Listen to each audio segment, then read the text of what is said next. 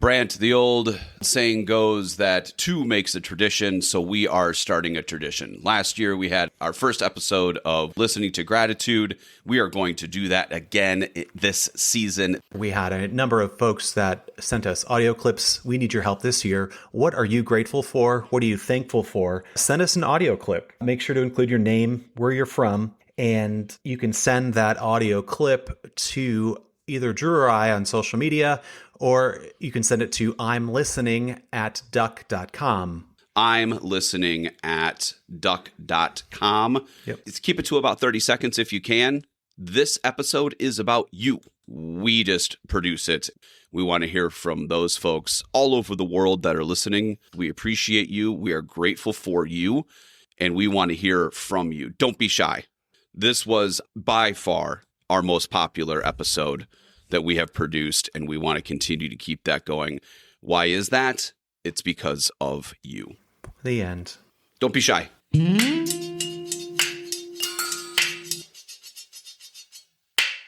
Drew, we've got a re-listen, a really good re-listen about the past. I love the past. Okay, so we're dropping this episode around Thanksgiving. Thanksgiving is a time where we get together with family, and family, we get to hear all sorts of stories. This episode took us through your past and your history, multi-generational, but also some 20-year-old footage that through the power of technology, we were able to put on the podcast and listen to your mom and your brother and grandparents and uncles and aunts and have these conversations. Really, really cool stuff. And throughout this episode, we also encouraged people to not pass up these opportunities. And holy moly, does Thanksgiving and going into the holiday season present a tremendous amount of opportunity to capture these stories. Yeah, and we're actually not the first people to think of this. There's a project called StoryCorps that's been going on for a long time, and they've got a project called The Great Thanksgiving Listen, and they encourage people to do just what this episode talks about, which is recording interviews with elders, loved ones, so on and so forth. So I encourage you to listen to the episode. If it inspires you, please check out the Great Thanksgiving Listen at the StoryCorps website. We'll make sure we have a link in our information on the podcast. Yeah, and by no means are these two things, did they lead to one another? But yeah, you can actually upload your conversation, your interview, actually upload it, and it goes into a national archive. Yeah, in the Library of Congress, which is more than our podcast is. So. Yes. They said they have roughly 700,000 different stories in this archive, and it's just part of that capture of stories and history and family, and it's a very cool thing. So, listen to this episode, utilize it as inspiration, capture your stories at minimum for yourself, and if you feel so moved, check out the link in our notes and upload your story for the Great Listen. Yeah, pretty cool. It's pretty cool and pretty easy to do. Yep. All right, we're ready for this re-listen numero dos of the season. I'm ready. Here we go. It's a leftover turkey. See ya. Cranberry sauce.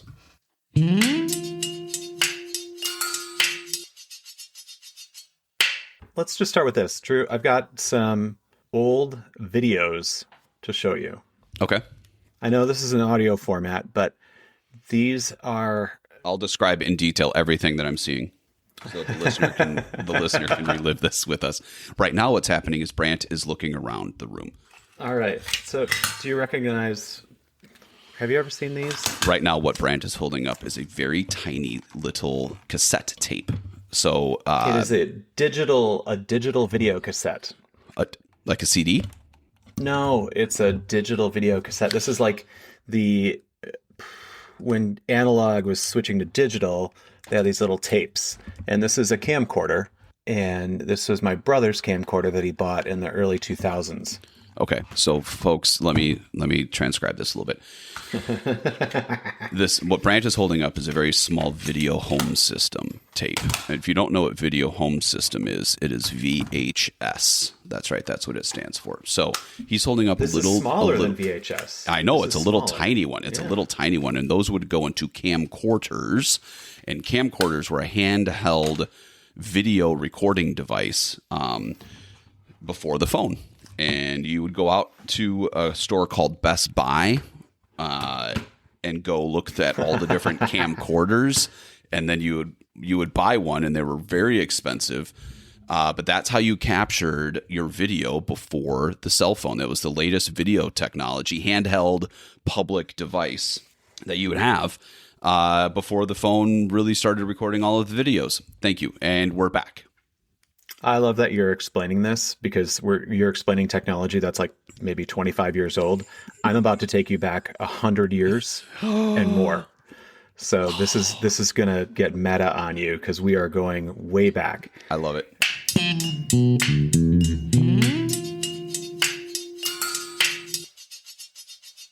From conversations to the natural world to complete silence, so many of us focus on what's next rather than what is happening now. I'm Listening is a podcast that dissects the importance of listening. I'm Drew Richmond. And I'm Brandt Christofferson. And this is I'm Listening, a podcast simply about the skill of listening. The reason I've got this camera is my brother was really good at capturing stories from my parents and my grandparents and elders in the community, and some pretty fascinating stories. Okay. And this is kind of come to light for me because we moved back to the area that I grew up, and I have a long history here, a long history that dates back into the turn of the century, from the 1800s to the 1900s. Being back in this area again is kind of figuring out, kind of reconnecting to this area. And so starting with these stories is kind of cool, and I want to share some with you. I look forward to that. And just a little footnote to our listeners, Brandt, where Brandt is currently living, when he talks about being reconnected to his history, his children are technically like sixth generation in that area. So he's got a long history. That's very uncommon here in the Americas, because that's a long ass time ago. So it's time. And to be in the place where all those generations continue to stay and aren't spread out all over the place, to have that common thread is doubly rare. So that's just a little bit more background on what Brandt's about to show me that I've never seen before. I'm very excited about this. We've been talking about it. And also, just as a side comment, Brandt's brother does do an exceptional job. We do hang out periodically and do some hunting weekends and things like that. And the last fall, he just showed up with this box of like 800 pictures that he's taken over the last decade, and just started sharing these photos with us. He's like, well, yeah, I took all these pictures, but they're just sitting on my phone. So I decided to get them all printed out so we can look through them. And it was amazing. Really cool to have that history captured, even though it was the last 8 to 10 years or so, but really cool just to see it in a physical photo format where we could flip through them and laugh and share and pass them around the table and doing all of those things. Absolutely. I've got a video here. So this is Chase with the camera, and he's got the camera pointed at my grandpa, Ed Thrall. And I haven't figured out what year this is yet, but it's got to be in the maybe 2010s or the aughts. So this is on whose side? This is my mom's dad. And when was he born? Ballpark it. He would have been born in the 30s, late 30s, early 40s. Okay. So he's sitting down and he's telling Chase stories, and he kind of goes all over the place, which is fun, but he's the storyteller. He loves to tell stories, and I'm just going to have it just pick up right here, and we'll go from there. All right. Mm-hmm. That's when Grandpa was living over there working for that lumber company. Mm-hmm. And then he moved to Conover after that. And then from Conover, he only lasted there a few years, and he moved over here. Anyway, make a long story short, when Myrtle was alive, Grandpa took and did 160 acres in her name. You can have up to 160 acres under the Homestead Act. Okay? So Myrtle had 160. Uncle Ed had 160. And Uncle Alan, Grandpa's two brothers, all had it. So they owned a square mile of land down by Little Spider Lake. Okay, so my grandpa is talking about his grandpa. So this would be my great-great-grandpa. He got 160 acres under his name. He got 160 acres under his wife's name. His brother got 160 acres, and his other brother so there's 3 brothers got together, and they each got 160 acres of land. Brandt, I just heard because you could get up to 160 acres under the Homestead Act. Yes. I am not a historian by any means, but if you say Homestead Act, I'm like in like 1826. Like, what the fuck? Like, if you're homesteading, you are staking claim to the maximum 160. So they got 160 each? So they got 160 each. So that's 640 acres. A square mile, right? Did you say like a square mile? Yeah, square miles. So this is, the Homestead Act was started by Abraham Lincoln. That's what I would have guessed. Jesus Christ. And okay, he's talking, better. but think about it. He's talking about this in what you said, 2009, 2010. He's talking about this 15 years ago about his grandparents capturing land on an act that Abraham Lincoln signed into Congress. Yep. So, okay, I'm going to press play because it gets better. Holy shit. So they owned a square mile of land down by Little Spider Lake. In Arborvita. Well, Right. you're on Schumann Road. Yeah. Which used to be a farm, by the way. The Schumann farm was there. Mhm. So that road that goes in there to the old resort, that goes to that landing, is that Little Spider Lake? Yeah. Okay. Well, Grandpa owned the whole west shore of Little Spider Lake. On Little Spider Lake. Yeah. All the way up to Brill's Point up there, that big point that comes out in the lake. Okay, so what my grandpa was just telling Chase is that Chase's and mine great-great-grandpa owned a square mile of land, the entire west shore of Little Spider Lake, just down the road from Chase's house, where he lives right now. Wow. Like, less than a mile away. They walk there often when they walk the dog. And he owned it. So it was in his family. Yeah. So Chase lives now less than a mile from where our great-great-grandparents. A stone's throw, as they say, to that. Okay. So pretty amazing. So this keeps going, and I'm going to share another one with you here. Yep. Actually, wait. I'll just keep going real quick.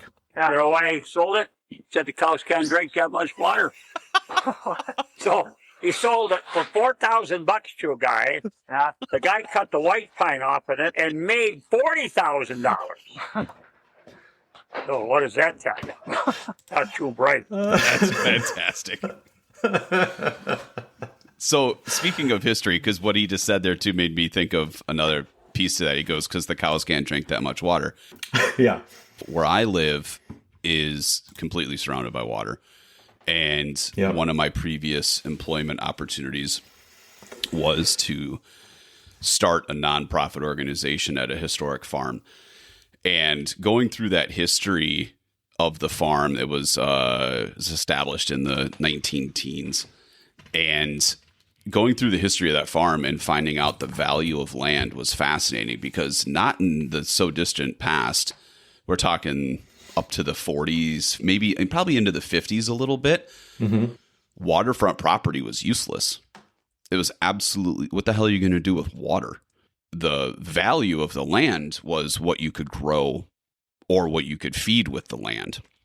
So his comment of the cows aren't going to drink that much water, let's just get rid of it, is that rings true to me, because that was the mindset where I live. You can't grow anything. What are you going to do with it? There. Yeah, you can't make any money on the water. And then in the 60s, late 50s and early 60s with tourism and all the other things, all of a sudden it was like, ew, that reversed very, very quickly. Yeah. So I can totally hear that story of like, that water's pointless. It would be amazing to own for $4,000 that much. And he made $40,000 100 years ago. That's like $40 billion.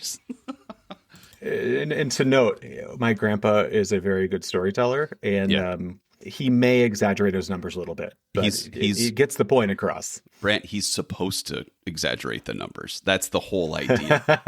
That's the goal. He gets to.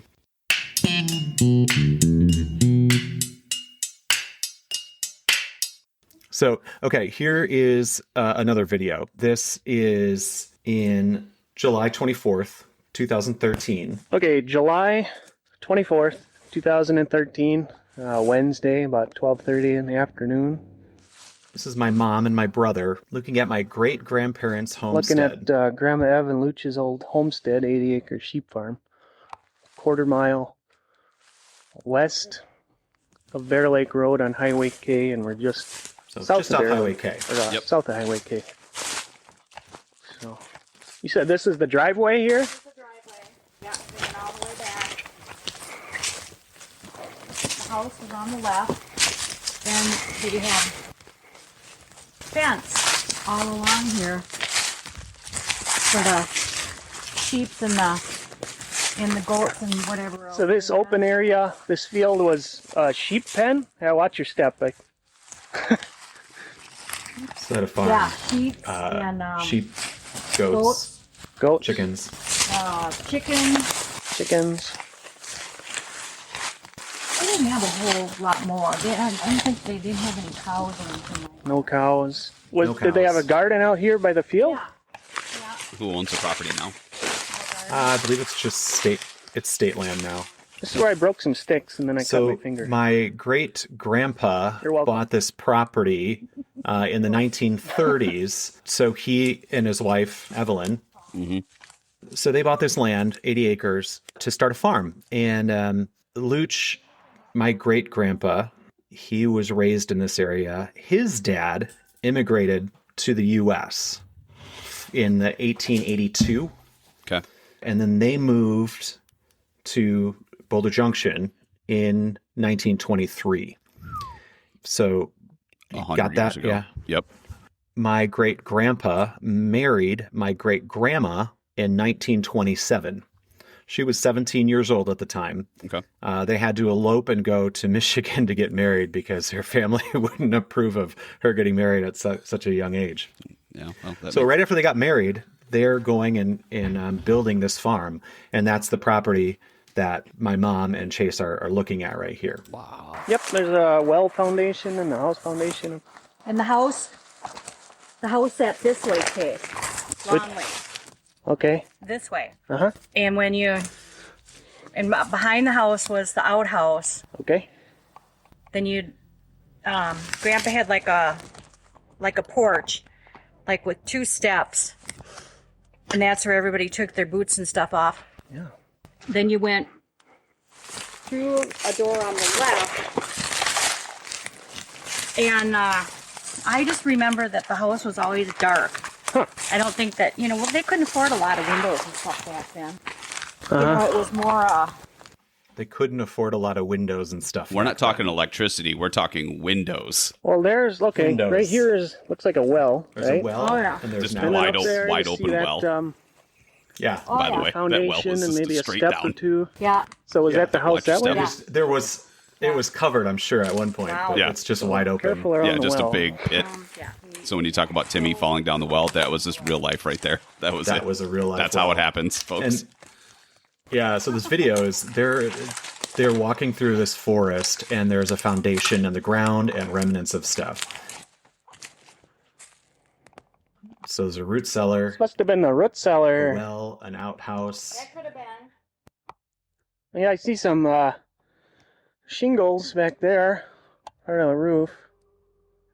And here's the main foundation. The foundation for the house. Yeah, and just remnants of the house, like the old Right. mattresses. Right. Mattress frames are still laying on the ground. Wow. Yeah. So they built this property in the 20s, right? Yep. So they built this in late 20s, early 30s is when they built this, and they raised their family there. So their kids were born in the late 30s into the early 40s. Their first, let's see, my grandma was born in 1942 here. They would ski to go to school. That's 4 to 5 miles. Right. Would ski from here into town and go to school. Who would? Marion and Vivian and Carolyn. And they'd 'Cause it- ski from here to where the community building Yep, is? yep. Cross country, right, Wow. cut right across by Evergreen Lodge there. They had a trail. I don't know how long it took them to ski into town, but That'd be a they'd while. ski. Yeah. Every day? Imagine as a kid, Yep. you're skiing to school. Better than walking. And they had a sleigh, but he used it to haul wood. They don't have a sleigh or nothing? Yeah, they had a sleigh, but Grandpa used that a lot for hauling wood and stuff, with his horse. So that was what, in the 30s or 40s? Yeah, 40s. Yeah, because Grandma Carolyn was born in 42, and She was delivered by Kate Newcomb, is that? no, Aunt Vivian was by Oh, okay. Kate Newcomb. 'Cause So my Aunt Vivian was think about delivered it, by Kate Kate Newcomb at the Newcomb, house, Island because Lake at that was time, back Yeah, the that traveling way. doctor. Yeah, Kate. Newcomb Road's just a mile would come down out the on road. snowshoes and Yep. This is So- not that long ago. This is fascinating. I love it. isn't this crazy? I mean, you're trying to explain camcorders to people, and here we are, Talking going about back sleighs. in time. Talking about horse-drawn. You're talking about it was a dark house, not because of electricity, but because glass was expensive. Electricity Yeah, wasn't windows even were expensive. electricity wasn't even a thing. Not up here. Not up here. Yeah, my mom mentioned Evergreen Lodge. They were one of the first places to get electricity and have their cabins wired for electricity. Yeah, in the history of this place, it's well documented because we have a lot of lighthouses and range lights and other things. So we can document those were the priorities for funding in terms of providing electricity. So if you were on the path of the electricity to get to the lighthouses, that was the priority. So you could literally map how people got electricity in this area because of where the wires were going to get to the lighthouses. That's great. Yeah. That's great. Which was in the 30s. That's so cool. I mean, that was when everything transitioned in the 30s. Yeah. The amount of change that happened, like we feel like things are changing fast today. I think it always has felt that way, where things are changing so fast. So fast. That was 100 years. I mean, there are places where I live that got their electricity in the 40s, late 40s. Electricity. Yeah, I think it was a pretty big house. Like I said, I just remember it being It was big back then. kind of stark. I mean, it wasn't like they had frilly pictures or curtains on the wall or anything. I mean, it was just a house that they built to raise their family and try to farm and stuff like that. But Sure. farming was so bad. That was my mom and my brother. They're Yep. walking through the woods looking at this farm homestead where my great-grandparents raised their 3 kids. Yep. Now, the kids are going to school, they're going into town, and the farm really wasn't going well because you can't farm any vegetables or anything like that. They had sheep, but you couldn't do much. So my great-grandpa started getting into guiding and logging, and that's how he made money. Guiding is fishing guides. Fishing, Those out there, yes, fishing thank you. guides. Yep. Grandpa ended up working for a logging company and guiding and stuff like that. And then they moved into town. And actually, the year that I was born, 53, In 1953, fast forward a couple of years, they moved into town. Grandma and Vivian bought the pine cone. Oh, in 53? Yeah, in 53. The They bought it restaurant? from, They bought the Pine Cone, what's which is it, where Coontails is right now. Yep. And there was a restaurant Right in the heart of town. right in the heart of town. And they moved into town as well at that Okay. time. They sold the farm in 53, literally, and moved into town. They So were going- Grandma Ev opened the Pine Cone Yeah. restaurant? And they were going back and forth, and stuff like that. So then that's when Luch decided that they were just going to sell everything and then move into town. Which is starting to get some of the tourist business, right? So the tourism business is starting absolutely. to pick up in Booming. the Northwoods of Wisconsin, and you Yeah. got some real opportunity there. Okay. Yeah, there was no real tourist business in the 1910s, 20s. Up into the 30s, you started getting some, but the place was clear cut, right? You could see from Boulder Junction to Trout Lake. So we're talking, we're in the middle of a large state forest in the state of Wisconsin, and we've got a lot of big, tall pine trees. We're in the middle of the woods. But at that time, you could see for miles Yep. because everything was just clear cut. Yep. This is clear cut. This is the lumberjacks. This is the logging industry. There will never run out kind of stuff. Exactly. And then they ran out.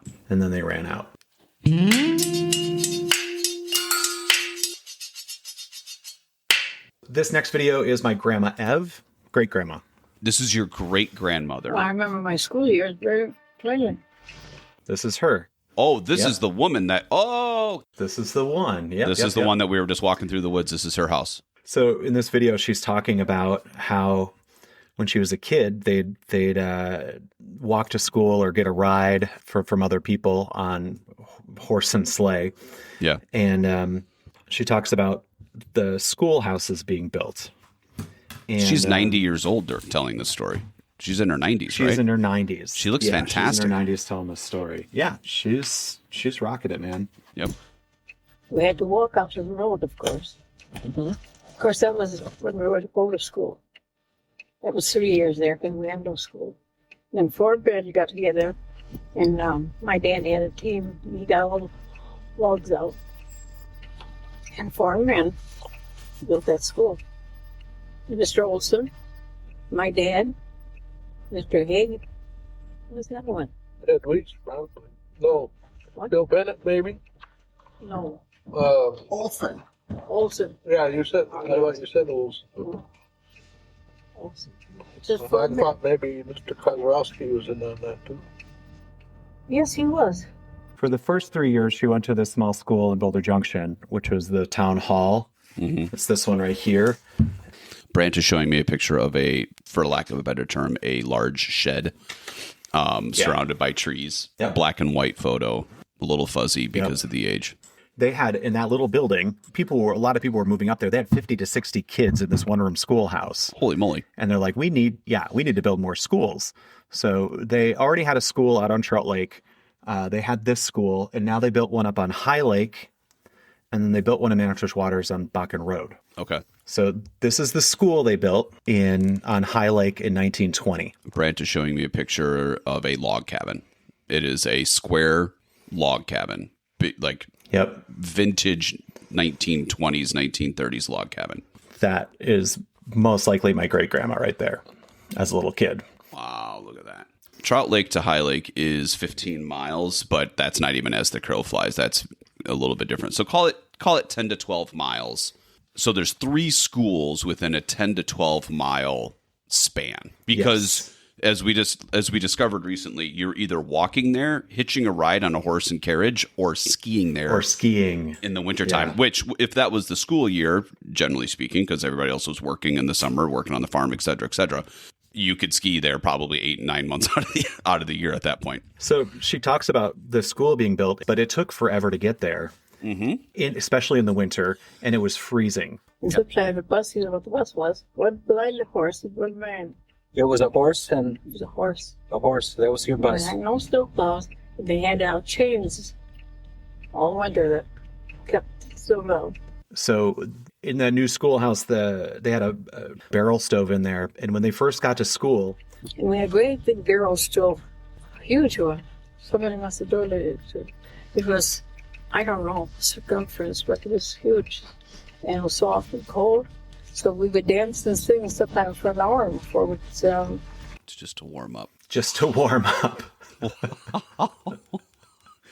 This is not 1732. No, this would be in the 20s, 1920s. Yeah, there are people that are alive right now that were born in 1920s. Yeah. This is not that long ago. The railroad used to come up. Mother used to order groceries, flour, and all this. From Savage, Minneapolis. And they put it on a train and bring it up and drop it right where our house is now. We used to order it by mail. Yeah, she did too, and then it'd come on We the had train. lots of cookies, probably 6 pounds. We had cookies for a long time.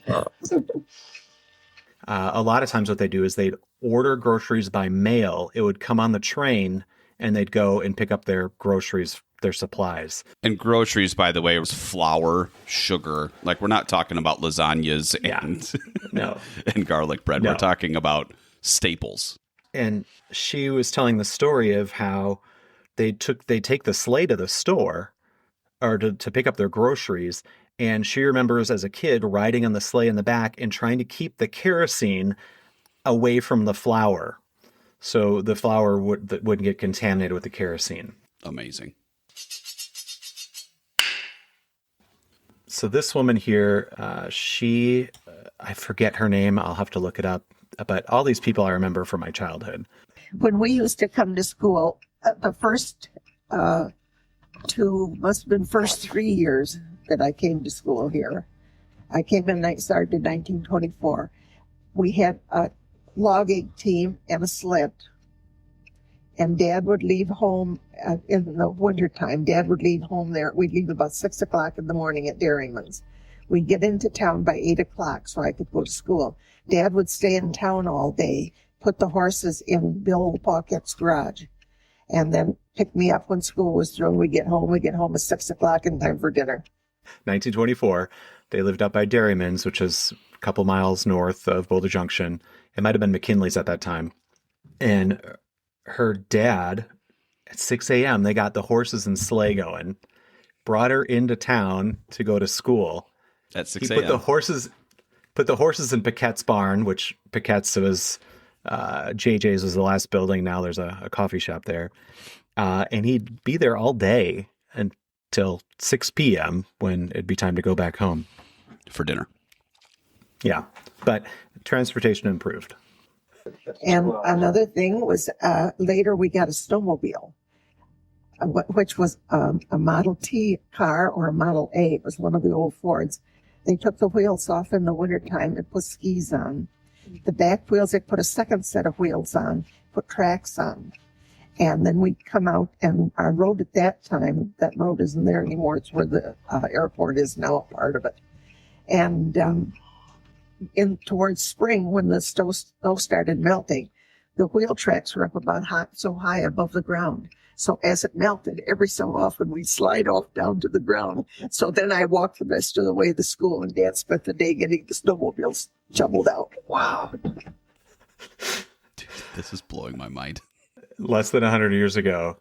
Yeah, her parents converted a Model A or Model T to have tracks on the back and skis on the front so they could drive to school. And when the snow would melt... The tracks were hardened. The tracks were hardened because the snow was stacked up and then hardened. Yeah. So the snow around it would melt, and then the thing would slide off the tracks. Yeah, and then she'd have to walk to school. While their dad got this thing unstuck all day. I know these people. I grew up with these people. This is not... I cannot reiterate enough. This is not something from the Smithsonian. This is not something from 1700. I know people, if you're listening around the world, yada, yada, yada, they're like, oh, the United States is so old. Look, it's our context, folks, all right? But this is not stuff from like the 1700s. This is stuff, there are people, I'll say it again, there are people that are alive right now, still alive, that were born when these people were going through these things. This is not that long ago. This isn't a lifetime. And we're talking about stuff that is like, wait a minute. I mean, yeah, I've read about it. Yeah, I get it. I know exactly what you're talking about, but I can't believe I'm watching this. And so these are people I know. And these are places I know. This is places I could go to today, and I could tell you exactly where they are. So any of these places that these people are describing, I'm like, oh yeah, I know that place really well. It looks a little different today, but they're still there. Okay, there's one last clip I'm going to play for you. I could watch this all day. This is fun. So the voice you're going to hear is my great-grandpa Luch's sister, Dorothy. And Dorothy is known for capturing a lot of the history of the area. She's been really good at that. Sure. In those days, any chance that we had to spend with other people, we jumped at it because we were all lonely. And that's why I didn't mind waiting 4 hours for the mail, because that's when I got to visit the social thing. That was one big thing. So maybe the beginnings of the Ladies' Aid and the church that follows has also to do with the importance of being community. Not that religion wasn't important, but that the need to be together was not just, you had to. What else did you have? We only had each other. The church wasn't about the religion. The church was about the community. The church was about the community. It gave them a reason to get together. They would go wait at the train station, and they could be waiting for 4 or 5 hours, and they didn't mind because they got to talk to each other. They got to hang out. Yeah, she said that we didn't mind waiting for the mail for 4 hours because we got to hang out with other people. Holy moly. It's amazing. That's crazy. All right. Let me give this some context. Yeah. Podcast is called I'm Listening. This episode is the past. And we're talking about in living real life. I'm watching these videos for the first time. Brandt just looked at them again over the weekend and obviously queued up a few things, but real-time reaction to folks from 20 years ago that was recorded by his brother sitting around talking about what life was like in the 20s in northern Wisconsin. Mm-hmm. A couple of things I want to point out in my observations of this. They're talking about horse-drawn wagons. Yep. They're talking about mail-ordered groceries that come in on trains. They are talking about houses that were dark because they couldn't afford windows, because windows were really expensive. Not electricity, glass. They are talking about skiing 4 miles to school. And you know what they're doing while they're telling all of these stories? Smiling. They're laughing. Smiling. They just have this. It was a common experience. They have this perma smile as they're all sitting there. That clip had 6-8 people sitting around a living room. So the purpose of this, folks, is that if you're listening to this episode, capture it now. Don't wait. The capturing of the past and listening to these stories that you have preserved. I don't know how to put more emphasis on the importance of that right now. It is a right now thing. And these were captured on a camcorder with a little VHS tape. And I have one. I'm looking at it right now. It's on my shelf. It's been there forever. It's got videos of my daughter. Oh, nice. My daughter in her first steps. And again, this is all pre-cell phone video. So you had to have something to record these videos. But I also am looking at a stack of CDs that my dad, who's still alive, he just turned 80. He captured all these things because they were all recorded on various devices over, the 50s, 60s, 70s, 80s, etc. And he transferred them to CDs so we could have video and photography and all of these other things captured in these stories. I can tell you right now that there's a good chunk from the 50s, 60s, 70s, definitely the 80s when, shoulder harnessed camcorders became commercially available. Yeah. I remember chasing the camera around with a big spotlight so you could actually see what you're recording on the video. And it wasn't something everybody had either. This was just very few people had this very technology few people to capture had this this stuff. Yep. But I can tell you right now, there's a gap. There's a significant gap. Now, I have 7,000 photos of what my kids are doing, or videos of what my kids are doing on my phones from 2010 on, 2008 on. But I'm not sharing that with anybody. I'm not cataloging that. I'm not, putting this in some sort of capacity that, this is this and this is that. It's all very different right now. So it's either, help me understand this, Brandt. It's either we've done an amazing job of capturing all these stories over the last 20 years or 15 years since the art of the camera and the cell phone and the ability to record anything at any time, or have we done a terrible job of capturing our stories? Like what's going on with that? I think a lot of us have these stories or these videos or these recordings or memories, but what do you do with them all? Like the video I shared with you, each of those videos are at least 30 to 60 minutes long, and they are boring. And people talk all over the place, right? There's no my grandpa is really good at kind of bouncing from story to story. My great grandma in her later age, her memory would skip a little bit, or she'd misremember things. And there were a number of times in the videos where people would have to go back to correct her. And even then I had to go back and kind of corroborate what I was hearing out of there with actual notes to be like, okay, was this really that way or not? But I think what we can do with this is find a way to bring it to life. And I think that's what's been exciting for me in looking at these is bringing them to life. I'm excited to share them with my kids. Yep. Just these snapshots, these pictures, and bringing it to life for them. But it's also kind of, I don't know, given me, it's like comfort food in a way, right? It's like reminiscing, but also finding this sense of connection to where I am or the people around me. And I don't think I've done a very good job of that since I moved back here, is really connecting with people, right? I've been connecting with pictures and books and places, but not the people so much. And that might be the next thing I need to do. When you watch these videos, what's happening to you in your head? Like, what's happening to you emotionally? What's happening to your what emotional state are you in when you're watching these videos? Well, doctor, let me just sit down on the couch here. Brandt, take a seat. Let me ask. Let's start at the beginning. Oh man, I don't know. I'm listening. It brings back memories. That's not an emotion. Some of it's exciting. Okay, so because I just blind watched these with you, I've seen old photos before.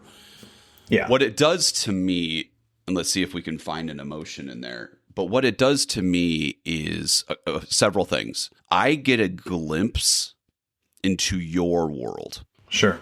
I get a glimpse into where you came from watching those videos. But what I automatically do is put myself in that spot too, to the best of my ability.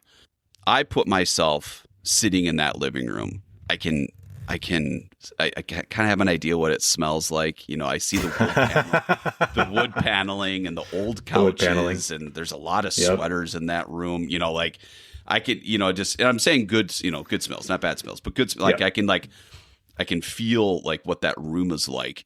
It also brings me back to being surrounded by my grandparents, and you know what that feeling does. So there is some nostalgia there from me going, I can see that. Like I remember sitting around with my grandparents and doing those things, but it also just sparks something in me of like, oh, I've got some videos. I want to go relive that piece to it as well. Like I want to go capture that. And then the other side of that coin is I need to capture more, because if I'm getting these feelings now of watching that work that was done, this is not hard, right? You just have to be intentional. Then I need to sit down with my folks and record some of this stuff, which is never been easier. Literally never been easier. You can do it right now. You could say, hey, I'm coming over in a half hour and I've got a cell phone with an hour and I've got some questions for you and we're just going to start talking. What does it take though for us to take that space to listen, to ask those questions? A reminder to but we haven't done it yet. Like I have not. I know Chase has done it, but go, sit down with your parents and record conversations. You have. It's not something we do every day. It's not, and I think that's the importance. If anybody can take something away, I know we're not at takeaways right now, but if you can take anything away from this episode, is go do it right now. Like don't write it down and say, oh, I'll get to it next month, or oh, when we're on the Thanksgiving table or the holiday table, whatever it is, then I'll capture that stuff. You can, but don't wait, because the other part of this is like the opposite side of this is regret. And it's the regret, and it's too late. You're never going to capture these things once that moment passes. So what better time than to capture right now? So I think if anything, it's go do it right now. Do it tomorrow or do it this weekend and be able to capture those things, because anything you they're not, this isn't like record breaking, world astonishing. They didn't discover dinosaurs, like they didn't discover any. It's just their stories. That's all it is. You know of. Well, right. God knows what else. But this personal things that I've done recently with history and the importance of it is, and this was me and a computer in some time, there was a text thread going around maybe 4 years ago or so. And one of the neighbors reached out to one of the locals who lives on our road, and we're very rural, and said, hey, just a quick question. Was the property that's across the street, was that the old Johnson farm? I'm making these names up. And what that one question sparked was like 4 hours of continuous conversation that looped in other locals. And these locals are in their 60s and 70s right now, but they know, kind of like what you're talking about, how you have that generational connection. These folks have this generational connection to this place where we live. And the property that we live on turned into me jumping into these old historic photos online. And shockingly enough, and in the entire state of Wisconsin, there is a photo archive. There was a government initiative to aerial photo the entire state of Wisconsin in in the late 30s. So 1937, 1939. It's this full grid. You literally click on your house and you can see what your property looked like in 1938, 1939. Really, really cool. Yeah. And all of a sudden, there's this corner on the corner of our property. There's this house. And it was like, wait a minute. Of course, there was another house on this property, but it was on the corner of the road. Well, where we stand today in 2025, every spring, right around now, we get a number of people that go, can I trim and cut some lilacs off your lilac bushes? And can I collect plums for jam? Yeah. And we've lived in this house for 13 years, and we're always like, yeah, of course you can. Whatever. Where did they come from? They were the flowers and the trees that they planted around this house in the 30s, around the house in the 30s and 40s. And you had no idea. No idea. But now we do. Now we do. And I can see I haven't found the foundation. There's not a whole lot around there in terms of what the house was. But, the family's house, and that's where the lilac bushes and the plum trees came from. And it's that sort of thing that's from the 40s, 30s, 40s into the 50s a little bit. But you get to know even the history of your own house and what that looked like. Anybody can do this stuff. Anybody can hop online, go online if you live in the state or whatever it is, and spend an hour. But my point is that it was all sparked by one question that somebody thought of that looped in a bunch of people, and it was a 4-hour text conversation that just kept, oh, no, that wasn't that property. That was this property. And, well, that was, we talked about acreage. Oh, that was a 160, but then we divvied it off into 40s, and that got divvied off into 20s, and then that got divvied out into, now that's the 8 parcel, this and that and the other. That stuff's important. Capture it, because it doesn't matter if they're 50, 60, 70, 80, or 90 years old. Capture it, because they have the history that you don't know. And as you're talking to it, I go back to that little piece that my great aunt said was, we were lonely. We had a need for other people. That's still true today. Of right? Course. Like, I know you've talked about it before too, and you've been kind of studying that, of just this idea of loneliness right now, and what do we do with it? Yep. We're not standing and waiting at the train station for 4 to 5 hours waiting for the mail and chit-chatting, but what are we doing? Maybe it's recording conversations. Maybe it's looking at pictures from the past and chatting about them and talking about them and connecting over them. But it gives us another way to have those connections. Sometimes we just need that excuse, right? Yep. To do that. And that could be the excuse, and it's a cool thing to have. It gives us a better connection to the people we're talking with, but also maybe a better connection to the past and our context and our place within it. Yeah, it's that community piece. It's really interesting because you're almost hearing the stories of the isolation just due to where you were, and then you kind of fast forward over the last 100 years from the 1920s to the 2020s, and you can kind of see the timeline. And this is, the loneliness piece. And this is not just a Drew thing. This is Surgeon General stuff coming out over the last 5 to 10 years saying, loneliness and isolation is the new cigarette, because of the emotional toll that it takes on you. And all of some of those studies that are starting to come out or have been coming out as of recent in terms of this loneliness and isolation epidemic, if you will. But you can hear that just in her stories, this is a geographical isolation, and this geographically brought people together. But then you go through the cities and you go through there's stories that are coming out and some research that's being done by smart people. We'll put them in the notes here. Of like this front porch theory, where nobody sits. The people used to sit on their front porch and talk And Yeah. it didn't matter what you believed in. It didn't matter, what your thoughts were. The, church, the other things that are tied to that, the front porch church. She talked about church. She didn't talk about religion. She talked about community. Church attendance is down. Yeah. The bowling leagues are fading away. Like all these things that were happening in the 60s, 70s, 80s, 90s, these community things, they're fading away. And this is why this is leading to these studies of isolation and loneliness. And this is not about that. But, as a quick side tangent, how do you get out of that? Why do we feel more isolated as a community than ever before?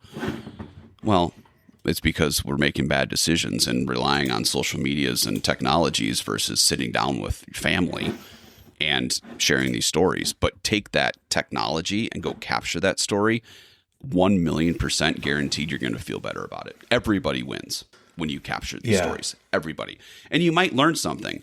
And it might get emotional. It's supposed to. It should get emotional. It might be tough for your mom or your dad or your grandparents or whatever generation to talk about some of these things. I mean, Brandt, we were growing up, and then there are definitely generations that don't want to do this, but when we were growing up, what did you hear from your grandparents often?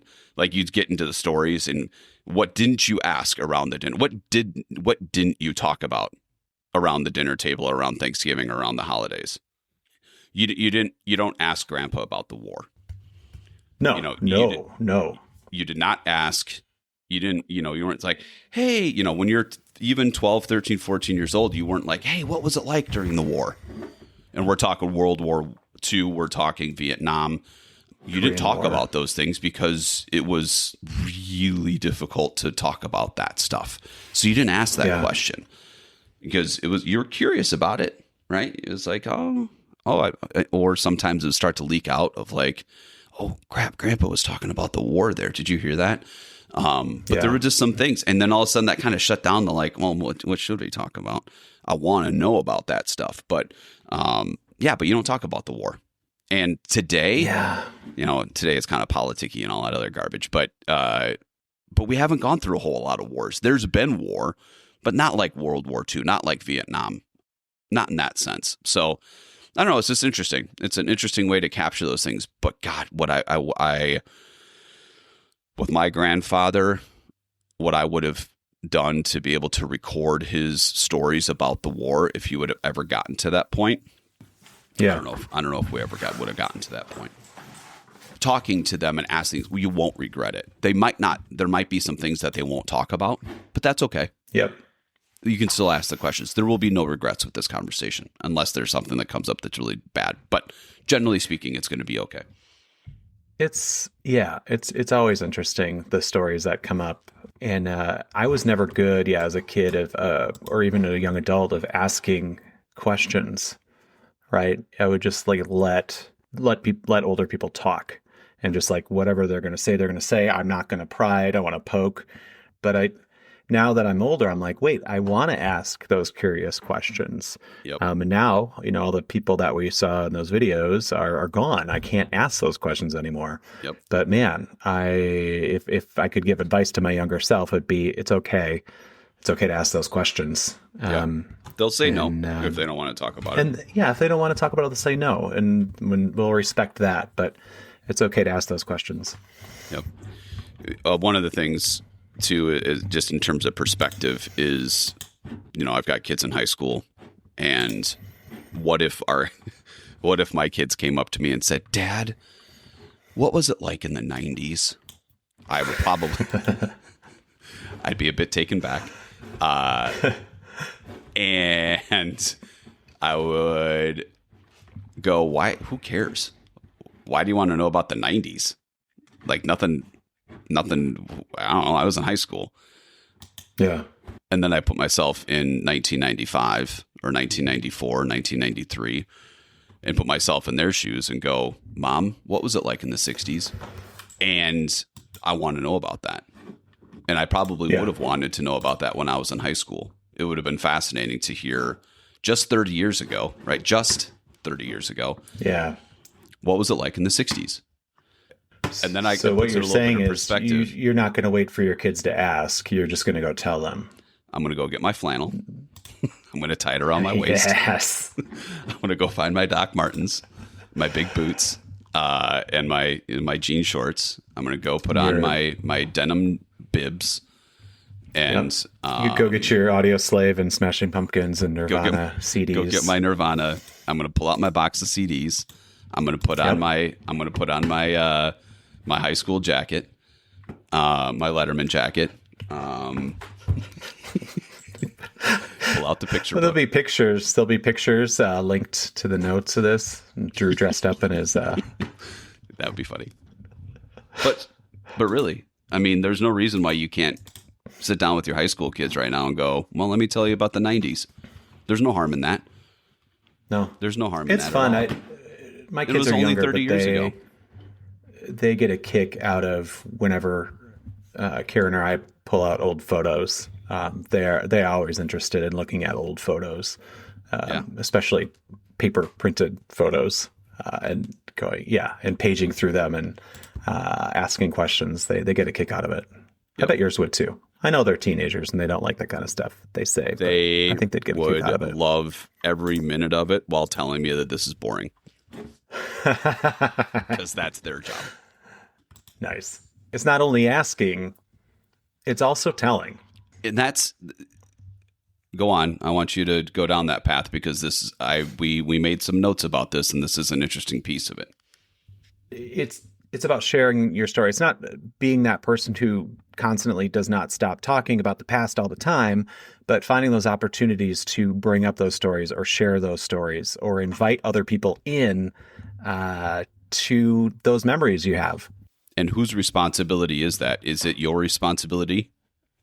Is it their responsibility to ask you, or is it your responsibility to capture this? It's my responsibility. It's the individual's responsibility. It's our responsibility as an individual to be the one to go, okay, I'm going to do this. I like that. I'm going to set up my cell phone and I'm going to talk about the 60s right now. I'm going to talk about the war on my own time so that my kids can discover this. And I'm going to say, here's this video that I took about decade by decade. Here's the 60s, here's the 50s, and this is my gift to you. I love that. That's your responsibility. And then the backup is the kids or the family saying, hey, tell me about the 50s. What was that like for you growing up in this area at this time? That should be the backup plan. So as people listen through this, I really like that, because we put so much on it that who cares? Nobody wants to hear my story. What do you care about? Unless you're some famous person and it's documented for you. That doesn't have to be that way. Everybody's famous in your own story, because to your family or to other people, they want to know about it. And there's something in there that people want to know. Capture your story. I should do that too. I should take a video. This is what I remember what it was like in the 80s. This is what I remember what it was like in the 90s. I don't have to wait for my kids to ask me and be like, well, you don't care. It's not that important. That's on me. No. I should do that. And it doesn't have to be video. It could be an audio recording. I was going to say cassette tape. It could be writing stuff down. It can be a cassette tape. You can do that. But it doesn't have to be highly polished either, right? We often are watching these really flashy, high polished videos, just getting it down. Like the videos that Drew and I were just watching you can't even see my grandpa's face because of it's backlit. But just hearing those stories is really cool. So capture it whatever way you can. It's okay to do it. It's fun. And people in the future may really value it. They are going to value it. And I think there's this isn't a commercial by any means, but I think there are online tools to be able to capture some of these things too. So you can hop on and just search, how to get what questions to ask, or maybe there's archival apps or something that you can capture some of these things. But there are definitely online tools to help you along with this process. But you don't have to use any of that. You have literally a voice recorder and camera and video camera in your pocket right now. And it used to take a lot more setup than that. So you've got all the tools available to you right now. Absolutely. What I'm going to do is I'm going to bust out those old videos. That's number one.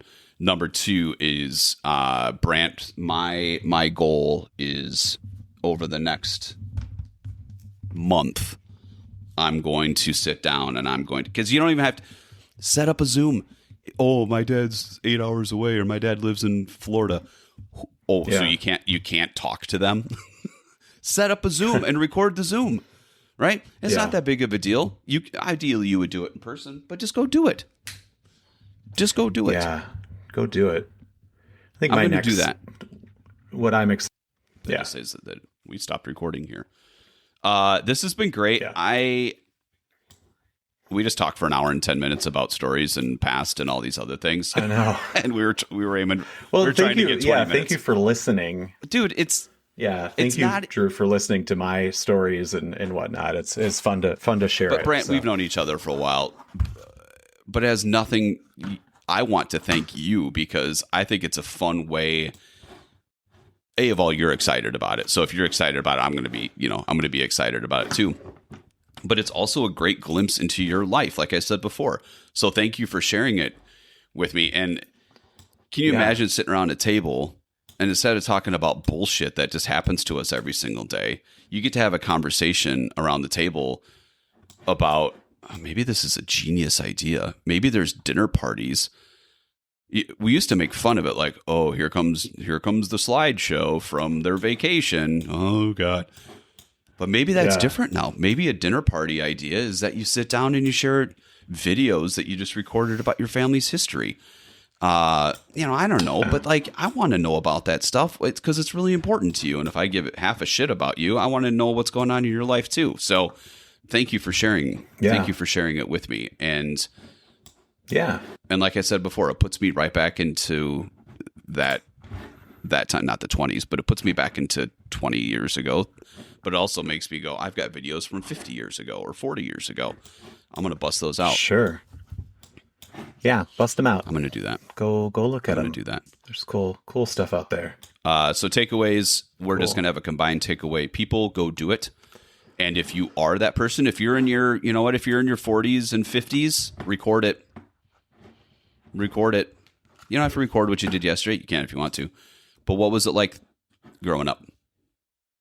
Set up the cell phone, push play, and talk about, maybe print off 10 questions, do it with a friend, do it with a spouse, do it with whatever. Do it with a friend. Do it with a friend, and talk about growing up, where you were in the transient life that most of us have. Brandt's unique because he's moving back to this place where it has this history and this family and these multi-generational components to it. But a lot of us don't. A lot of us are very transient.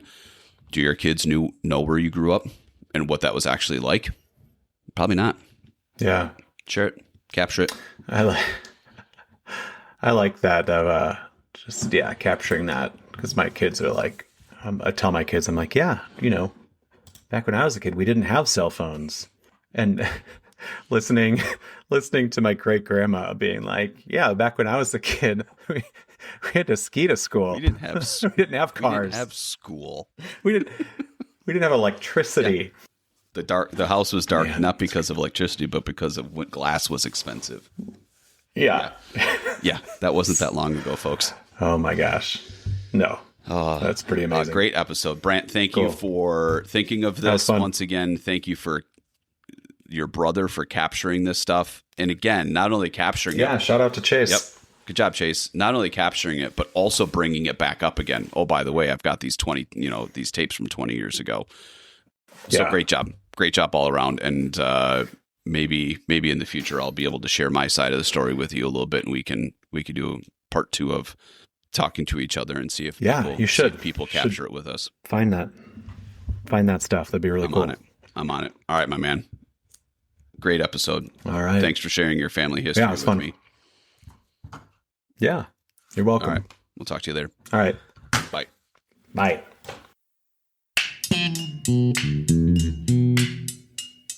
In the description of this podcast, you will find more information and a list of any of the sources that we used. This podcast is created and produced by Drew Richmond and Brandt Christofferson. Editing by me, and the I'm Listening theme music by Drew. That's me. That's you. Brandt, I will talk to you later, my friend. We'll see you next time. Yeehaw. Have a good one, Drew. Bye, Brandt.